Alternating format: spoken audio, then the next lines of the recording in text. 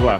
Aparecerán en esta columna personas de todo tipo, de las que uno quiere desechar y de las que nos hacen mucho, pero mucho bien. De las personas que salen a aplaudir en los balcones a los médicos, a los enfermeros, y de las personas que salen a cacerolear por Techín. Aparecerán personas que tienen un tremendo desprecio por los sectores vulnerables, por aquellos que peor lo están pasando en esta circunstancia y, por supuesto, los que piensan permanentemente en ello para ayudarlos a vivir mejor o salir del atolladero en el que nos ha metido el coronavirus.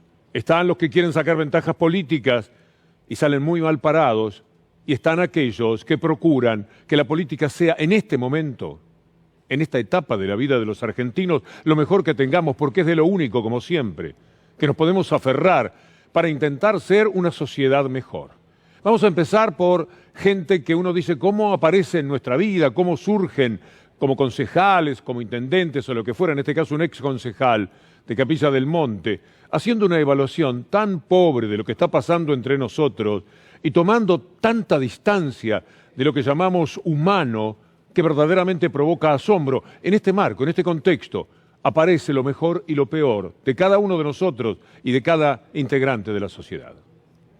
Y mirá, la gente se tiene que empezar a organizar con sus actividades, loco, porque la verdad que acá, si no interviene la cana para poner un poco de orden en los quilombos que la gente mismo genera, acá le chupa un huevo a todo el mundo, ¿viste? Yo te digo, realmente creo que esto recién empieza acá, ¿eh? Nosotros, no es como dijo el huevón de Fernández, que le vamos ganando al virus, el ocote. Nosotros no hemos llegado al volumen que tiene y que tuvo Italia o que mismo tiene Estados Unidos. Yo tengo gente amiga que están todos cagados allá. Pero bueno, creo que, o sea, la gente entiende en este país a los palazos, si no, no hay forma. Y como gran parte de este país es peronista, el peroncho entiende a bala, palo, pata en el culo, es de la única forma, porque es negro. Entonces, qué sé yo, ¿viste? No sé. Yo lo único que espero es que esta pandemia haga una limpieza étnica que todos nos merecemos. Así que bueno, yo por mí que se quede en la matanza, hermano, y le haga honor al nombre. Y bueno, viste, ya con 5 o 6 millones de negros menos, peronistas menos, planes menos, capaz que este país arranca, viste, qué sé yo. Bueno, abrazo grande, hermano, cuídense, un beso grande. ¿A quién le estaría enviando un abrazo grande? Alguien que hará muy bien en diferenciarse de esa persona, en rechazar el abrazo y no aceptarle ni siquiera el codo. No se puede admitir pensar así desde hombres que trabajan dentro de la política, que ha sucedido con tantos radicales, aquellos que alguna vez ganaron ese lugar cerca de Alfonsín, admirando al doctor Raúl Alfonsín. Miren a dónde han ido a parar, abrazados a la peor derecha, que los lleva a reflexionar, a reaccionar de esta manera. Pero también está lo bueno. Queremos jugar entre lo bueno y lo malo, entre lo mejor y lo peor, entre los mejores y los peores de la sociedad. Y esto que va a haber tiene que ver con la falsa opción de salud o economía. Es absurdo que mientras existe el peligro de que la gente se muera, hoy murieron 700 personas en Nueva York, 700 en Italia, 700 en España, y se van aliviando en algunos países, porque son muchos menos que cuando eran 900 o 1000. Quiere decir, el peligro está latente, y se está trabajando, entiéndase de una buena vez, para que la situación demore en llegar al lugar donde va a estar en algún momento en la Argentina. No, si Dios quiere, como en Europa o como en los Estados Unidos, pero sí con cifras más fuertes, más dolorosas que las que estamos viendo. ¿Y qué va a ocurrir? Que cuando el número vaya creciendo, estemos preparados para que la gente no se muera de la manera que se muere, por ejemplo, en Nueva York, donde tienen que improvisarlo absolutamente todo, en la ciudad capital del mundo. Entonces, esto que va a haber ahora es una manera de ayudarnos a reflexionar, de decirle que es muy falso que alguien, desde los medios de comunicación, esos dominantes, que no paran de hacer daño y de mentir, o desde los partidos políticos que quieren sacar alguna ventaja, o desde el lugar de los que se ponen nerviosos porque dicen si esto sigue así, Alberto Fernández se va a la estratosfera en la aceptación que tiene en la gente. Son tramos de la vida, No se pueden poner tan nerviosos. Ya vendrán los momentos en los que Alberto Fernández tenga otro tipo de facturas dentro de este periodo. Ya le han llegado y hasta ahora lo solucionó con solvencia, pero pueden aparecer cosas peores, entonces no ponerse tan nervioso. Esto del 80% de la aceptación va y viene, días 80, otro día 70. Las cosas son de esta manera. Pero se hace mucho daño pensando justamente en lo que sucede hoy día en materia política en la Argentina. Y ahí viene la falsa dicotomía, economía o salud. Last year, 249 people died on our roads. What do you think would be a more acceptable number? Acceptable? 70 maybe? Probably 70. Can you send 70? Actually, this is what 70 people looks like.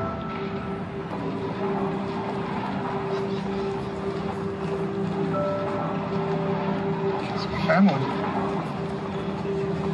So now, what do you think would be a more acceptable number?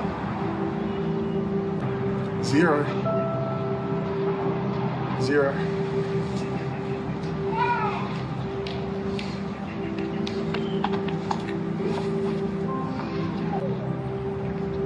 Que tenemos que tratar poco a poco recuperar la vida normalmente, yo estoy de acuerdo. Y que la actividad económica tenemos un enorme costo por todo esto, eso es cierto. Pero lo que hay que ver es qué queremos privilegiar. Si queremos privilegiar que la economía empiece a moverse o que la gente se enferme y se infecte y se enferme. Yo elijo que la economía espere y cuidar a los argentinos. No piensan todos así. Hombres muy poderosos del mundo, de los países más importantes por población, por economía, etcétera, tienen jefes que, por cierto, no dan esta nota buena que sin dudas ofrece Alberto Fernández. Podemos hablar de Bolsonaro. Mire lo que es capaz de decir Bolsonaro. Vale la pena recordarlo a él, a Johnson y a Trump. No meu caso particular, pelo meu histórico de atleta, caso fosse contaminado pelo vírus, não precisaria me preocupar. Nada sentiria ou seria, quando muito, acometido de uma gripezinha ou resfriadinho, como bem disse aquele conhecido médico daquela conhecida televisão. No, well, Victoria, I can tell you that I'm shaking hands continuously. I was at a hospital the other night where I think there were actually a few coronavirus patients, and I shook hands with everybody.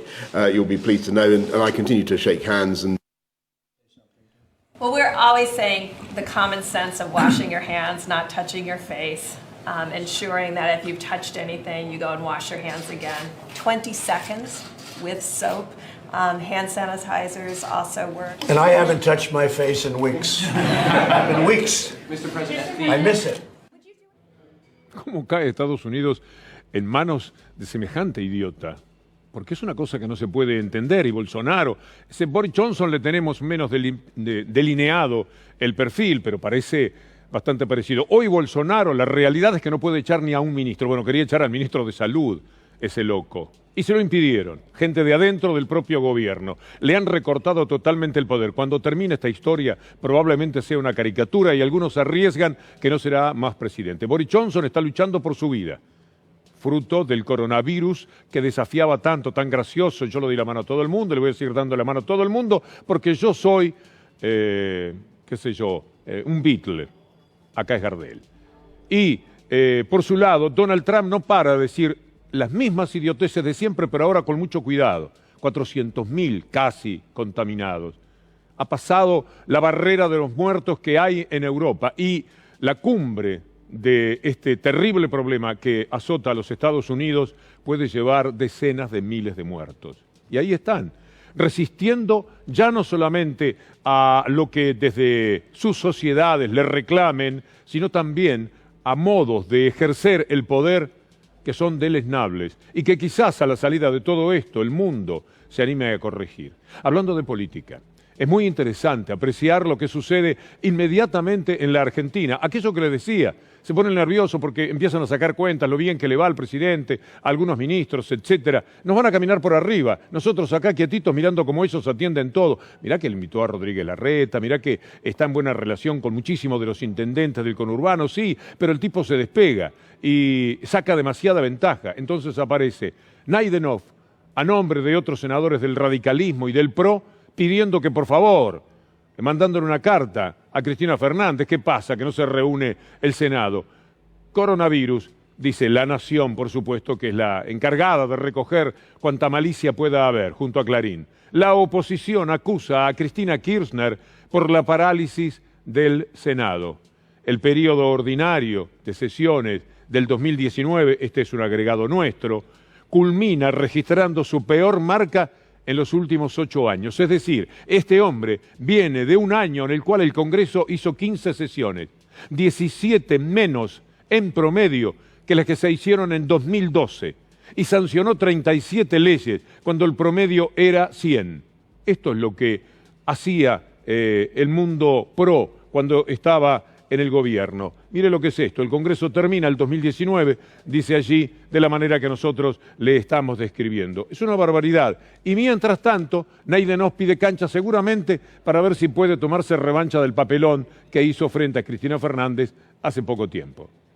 Yo quiero solamente recordar que hay cuestiones de privilegio que ameritan la lectura. Cuando se trata de algún tipo de descalificación de uso personal, en un medio, en más de una oportunidad en este recinto se posibilitó la lectura. Entonces quiero dejar salvadas esas circunstancias, ¿no?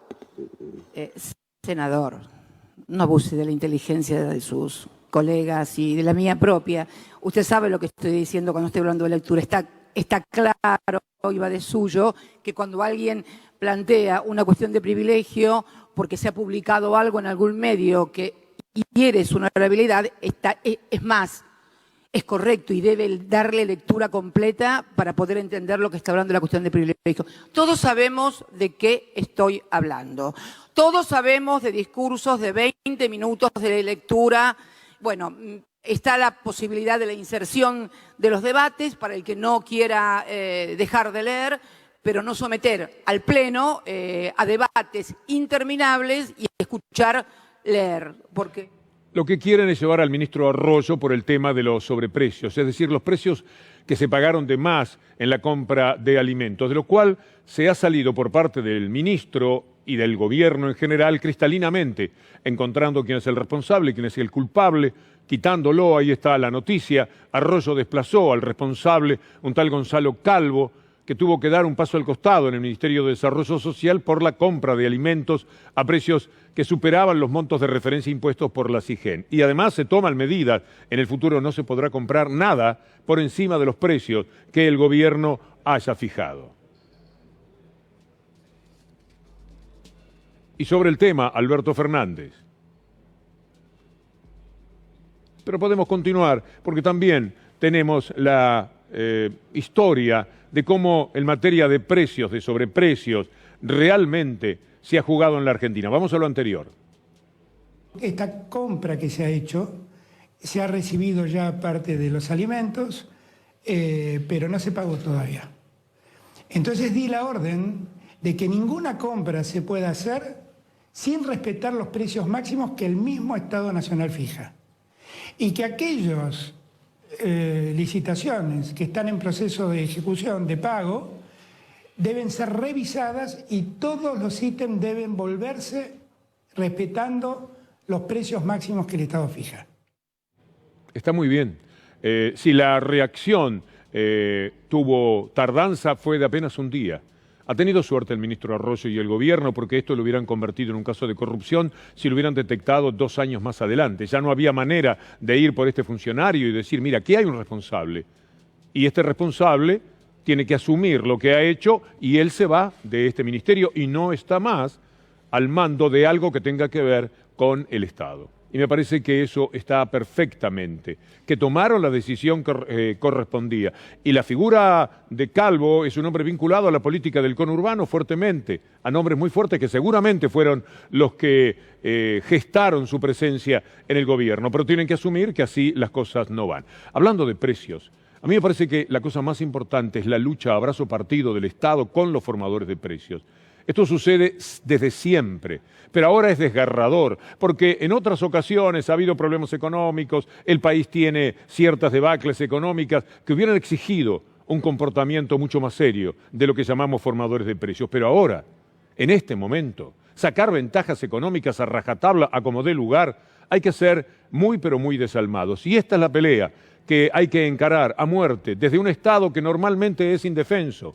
Vean ustedes, aparece un tema referido a las grandes empresas de comidas rápidas y poco se puede hacer contra todos esos salarios que han sido recortados. Aparece lo de Techín y finalmente, como con la ley en la mano, la que hicieron ellos alguna vez, los antepasados de semejante poder, también hacen lo que se les antoja. Y el Estado se tiene que defender solamente con la ley en la mano, porque estamos hablando de tiempos de democracia y de república. Entonces no se le puede pasar por arriba todo. A veces en la impaciencia decimos, lo tienen que echar a todos.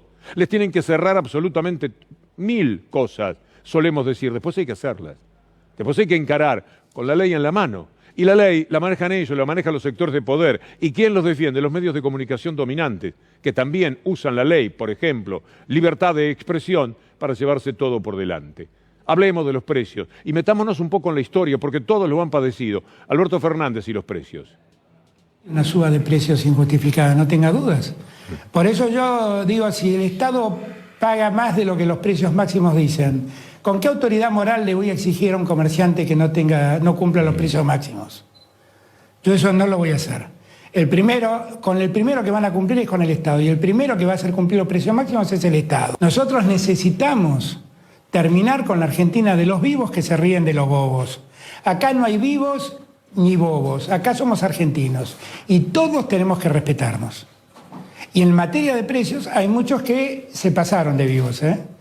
Así, bueno, yo espero que lo comprendan, y si no lo entienden, los argentinos me dieron el poder para que actúe. Con inmenso respeto le digo al presidente que el poder que él tiene, el que le confirió el pueblo, no alcanza si las leyes son lo que son. Eso es absolutamente evidente. Y entonces vamos a ver una lucha abrazo partido, seguramente algo se puede hacer, pero no es nada fácil. Por eso lo hicieron toda la vida. Se lo han hecho todos los presidentes. Mire lo que decía en su momento, también en esa lucha, Cristina Fernández de Kirchner.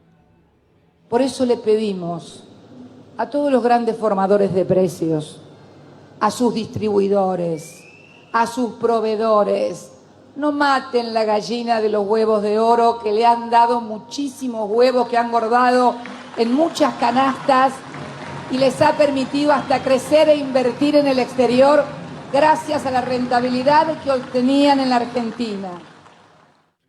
Eso, hacían mucho dinero aquí, se lo llevaban, que hay un proyecto que me interesa muchísimo desde ese lugar. Tiene que haber una cierta ética en las ganancias. No puede ser que el supermercado, que en Londres o en París acepta ganar el 4 o el 5%, y cuando se va de esas cifras le ponen terribles multas, como 1000 veces les hemos contado al dar las noticias, y aquí se quieren llevar el 30, el 40, el 50 y además remarquen y hagan lo que se les antoja. Pero tiene que haber una ley, y las leyes del neoliberalismo están hechas por ellos, desde siempre. Entonces hay que trabajar mucho también para las leyes. Cuando se tiene poder político, y esto es lo que tendrá que aprovechar en su momento Alberto Fernández, si todo sale como va hasta ahora, es generar leyes que le permitan no tener que plantarse en televisión diciéndoles, ojo, que el poder del pueblo lo voy a usar de todas las maneras, porque es insuficiente, porque el poder político no puede con el poder real, normalmente no puede, es muy difícil.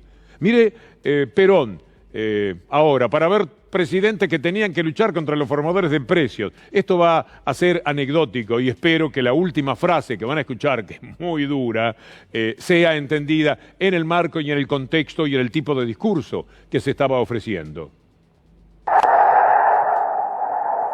Creo que según se puede ir observando, vamos a tener que volver a la época de andar con el alambre de fardo en el bolsillo.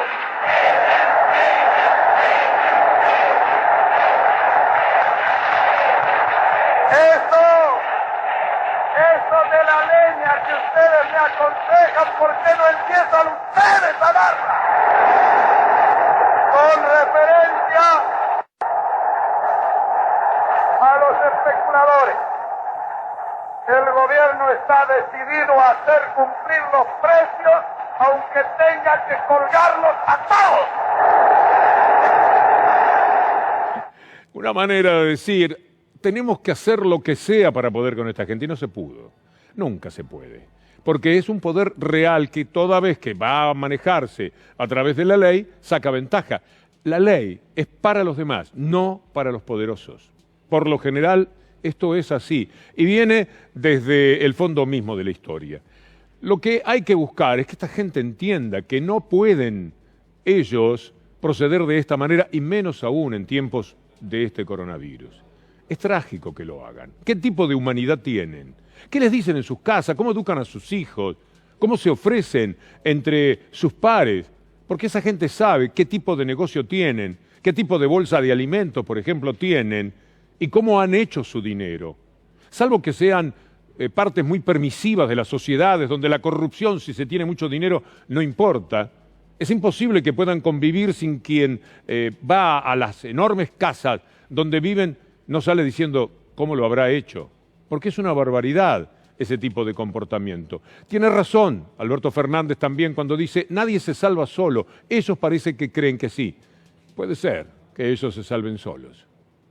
Entendamos de una vez y para siempre que tenemos que construir una comunidad que nos contenga a todas, a todos y a todas, y que además la solidaridad debe ser la regla que nos vincule, porque aquí nadie se salva solo. Nadie se salva solo. ¿Sabe quién lo dijo enfáticamente? El hombre que dirigía el país de mayor neoliberalismo en el mundo. A lo mejor es la Argentina. Porque allá por lo menos el neoliberalismo tiene un poco más de seriedad en ciertos códigos. Por ejemplo, hay leyes de competencia, cosas que se aplican de verdad. Mire a Obama recordándole a estos personajes que se quedan con todo en los países y que creen que no le deben nada a nadie y que son verdaderamente Gardel o Sinatra, en el caso de los Estados Unidos, que pueden llevarse el mundo por delante. Obama aclarándoles, no es así, no lo has hecho solo. You know, there are a lot of wealthy, successful Americans who agree with me because they want to give something back. They know they didn't. Look, if you've been successful, you didn't get there on your own. You didn't get there on your own. I'm always struck by people who think, well, it must be because I was just so smart. There are a lot of smart people out there. It must be because I worked harder than everybody else. Let me tell you something. There are a whole bunch of hard-working people out there. If you were successful, somebody along the line gave you some help. There was a great teacher somewhere in your life. Somebody helped to create this unbelievable American system that we had that allowed you to thrive. Somebody invested in roads and bridges. If you got a business, you didn't build that. Somebody else made that happen. The internet didn't get invented on its own. Government research created the internet, so then all the companies could make money off the internet. The point is that when we succeed because of our individual initiative, but also because we do things together. Por hacer las cosas juntos. Nadie se salva solo. Lo que pasa es que a veces, subidos a la loma, les parece que efectivamente son los amos del mundo. Y hay que pelearlos, hay que confrontar con ellos permanentemente y de todas las maneras. Porque desde adentro de la política hay mucha traición a lo que se espera de la política, que es que esté al servicio de la gente. Hay quienes están al servicio de las corporaciones. Mira Pichetto defendiendo a Techín en estos días. Yo creo que Roca es un gran empresario argentino. Es la verdadera multinacional argentina es Roca. Yo creo que Roca es un gran empresario argentino. La verdadera multinacional argentina es Roca. Invirtió 3.000 millones de dólares en Vaca Muerta. Genera mucho trabajo y eso me parece que es realmente valioso para el país. Solo Roca fue, cavó los pozos, etc. No hubo un gobierno que se quedó con eso, que permitió que Vaca Muerta sea argentina. No lo hubo. Fue Roca sencillamente y lo hizo posible. Es inadmisible que gente de la política trabaje tan de rodillas para el poder real. El poder real se las arregla, tienen millones y millones. ¿Cuál es el interés de Pichetto? De jugar para Roca. Bueno, esta etapa será recordada como los tiempos en los cuales en la Argentina hubo un cacerolazo a favor de Roca y de Techín. Esa historia que sucintamente narra Pichetto como dándola por sobreentendido es una historia tenebrosa. No es lo que quiere dejar flotando Pichetto. No hay tiempo ahora de analizarlo, ni es necesario, porque ya a esta altura algo se conoce de la vida de todas esas personas, pero hay que buscar dentro de la política lo mejor de los políticos y lo mejor de nosotros mismos. Somos lo que admiramos, somos aquellas personas que nos representan, que entendemos que están haciendo las cosas como si nos dieran una oportunidad. Quizás seríamos capaces de hacerlas nosotros mismos. Y tenemos que lidiar, por supuesto, con tanta mentira. Mire, en medio del coronavirus, poner a la Argentina en el lugar de Ecuador o en el lugar de algún otro país que porque ni siquiera los han podido contar tantos muertos, no dan el número exacto. Hacer esto que hizo La Nación es muy perverso. Casos no registrados murieron por coronavirus, pero no figuran en el listado oficial. Es decir, La Nación y su perversidad están anunciando que la Argentina no da a conocer a todos los que murieron. Es una cuestión que fácilmente se puede entender. Ellos podrían hacer lo que nosotros, llamar al infectólogo Pedro Kahn. No vale la trayectoria de Kahn, no vale un llamado telefónico antes de poner ese morboso título que después es recogido en El Mundo por los mismos canallas periodísticos de aquí para decir en la Argentina están haciendo igual que en Ecuador. No se sabe ya cuántos muertos hay. Esta es la realidad de la Argentina. Esto es lo que pueden decir de gente como Pedro Kahn, por ejemplo, para nombrar a uno de los que está trabajando y que pierde tiempo en tener que salir a repudiar, a refutar esta noticia de La Nación.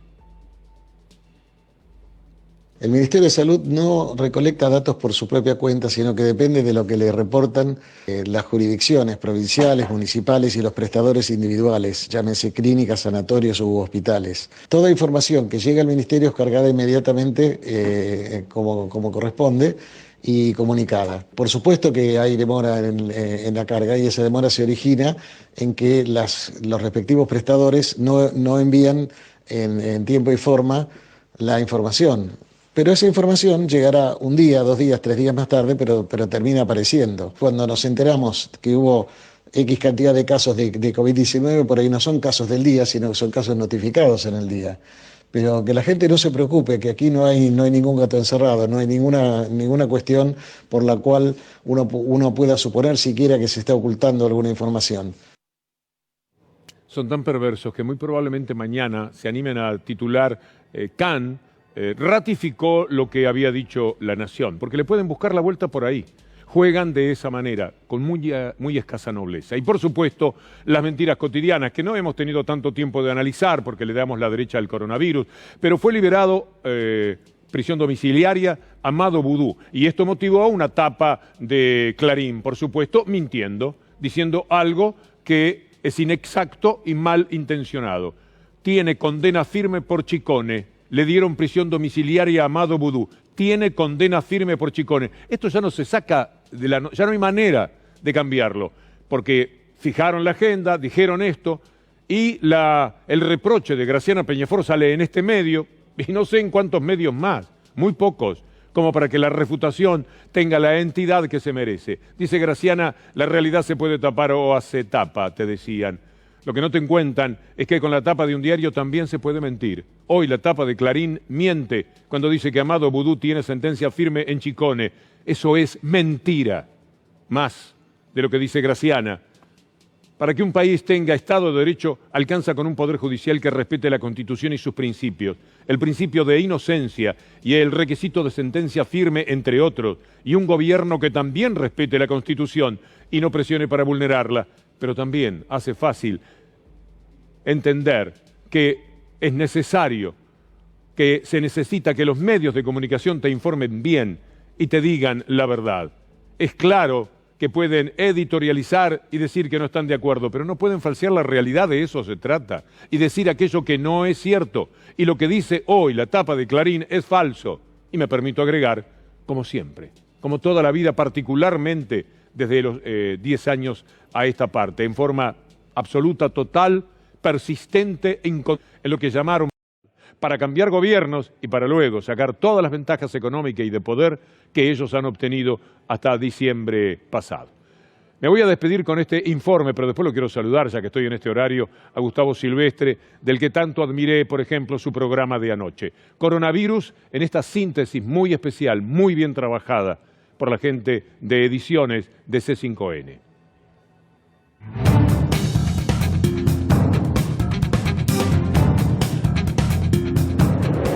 tenemos que tratar poco a poco recuperar la vida normalmente, yo estoy de acuerdo. Y que la actividad económica tenemos un enorme costo por todo esto, eso es cierto.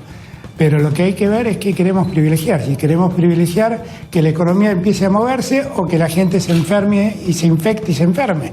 Impacta la pandemia y nos impactan las medidas de control o prevención sanitaria o de protección sanitaria vinculada a la pandemia del coronavirus. Este contexto golpea directamente al sector informal, que es en su 75% son pobres. Nosotros hemos hecho una compra extraordinaria de alimentos porque ha aumentado de 8 a 11 millones de personas las que requieren asistencia alimentaria en Argentina. Yo creo también en la honestidad de Daniel Arroyo. Igual Daniel dispuso abrir una investigación dentro del ministerio para ver qué fue lo que pasó. El ministro de Desarrollo Social, Daniel Arroyo, acaba de echar de su ministerio a la persona responsable que autorizó la compra de alimentos con sobreprecios. Hablamos de Gonzalo Calvo. Yo creo que Roca es un gran empresario argentino.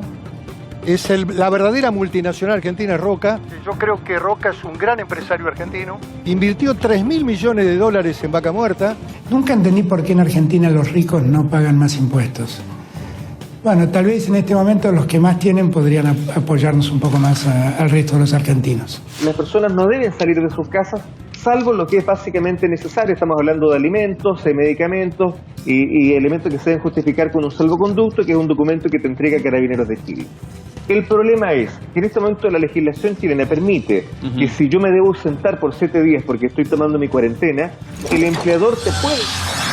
Está todo listo. Fernando toma fotos de este momento porque no estamos tantas veces juntos con Gustavo No, y Silvestre. esperemos que sea habitual como los viejos tiempos. A mí me da mucho gusto, por supuesto. Un gustazo, Víctor Hugo. No siempre. alcanzan los programas para hacer todo lo que hay por hacer. No alcanza, por eso va a ser muy buena esta combinación de su editorial con la línea que nosotros seguimos.